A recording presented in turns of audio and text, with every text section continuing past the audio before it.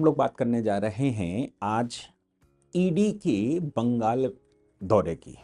ED के बंगाल दौरे की बात इसलिए करना जरूरी है क्योंकि ममता बनर्जी अब इस मामले में वहां एक प्रदर्शन कर रही हैं, एक रैली कर रही हैं अपने ही राज्य में, अपने ही प्रदेश में एक रैली कर रही हैं और ये कह रही हैं कि भारतीय जनता पार्टी के द्वारा चलाई जा रही ईडी ने उनका डेटा चुरा लिया है या उनका डेटा चुराने के लिए आए थे, जो कि आईपैक नाम की एक कंपनी के पास था। ये जो कार्रवाई वहां पर हुई है, अब उस कार्रवाई के खिलाफ इस समय कोलकाता हाईकोर्ट पहुंच चुके हैं।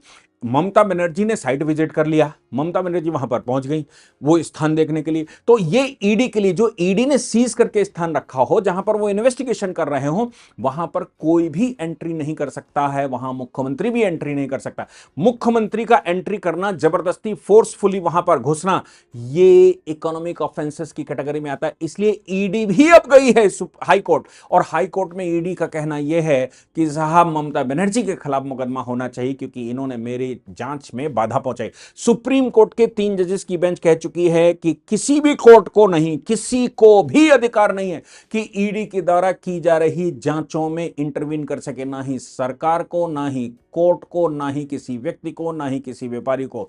हां, यह जरूर है कि ईडी अगर कुछ गलत करती है तो आप हमारे पास आइए, कोर्ट के पास आइए, उसको सही किया जाएगा। आपकी गिरफ्तारी करती है, आप हमसे बेल मांगने आइए।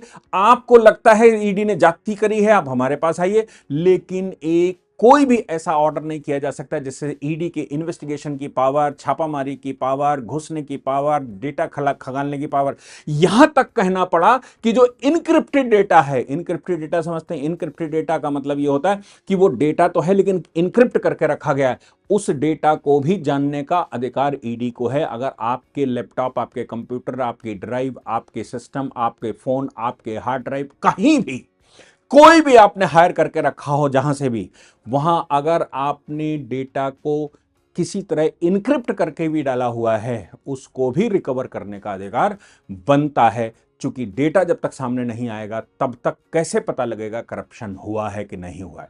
अब बात यह आती है कि मोदी जी के टाइम पर यह हो रहा है। देखिए, वाजपेयी जी भी इसी मूड के थे। वाजपेयी जी के ऊपर भी अभी तक कोई भी एक चार्ज नहीं लगा पाया कि करप्शन के मामले में इन्वॉल्व थे। वाजपेयी जी ने ही कानून पास किया था। और मोदी जी के ऊपर भी करप्शन के तो चार्ज नहीं लगाए जा सकते। जो कुछ है वो व्हाइट पेपर में है, जो कुछ भी है वो अकाउंट्स में है। इसलिए यहां पर, और उससे पहले ईडी 1954 में बनी थी, तो अब तक क्या हो रहा था? तो भैया कांग्रेस की सरकारें थी, कांग्रेस डिक्टेटर थी, कांग्रेस के पास सब पावर थी और कानून नहीं थे जिनसे ये पता किया जा सके, जिनके तहत टीथ ईडी बनाकर रखी थी लेकिन उसको टीथ नहीं दिए थे, उसको दांत नहीं दिए थे कि वो एक्शन ले सके, इसलिए नहीं हो पा रहा था। ममता बनर्जी के खिलाफ अब एफआईआर के लिए वहां गए, क्योंकि एफआईआर करें कहां?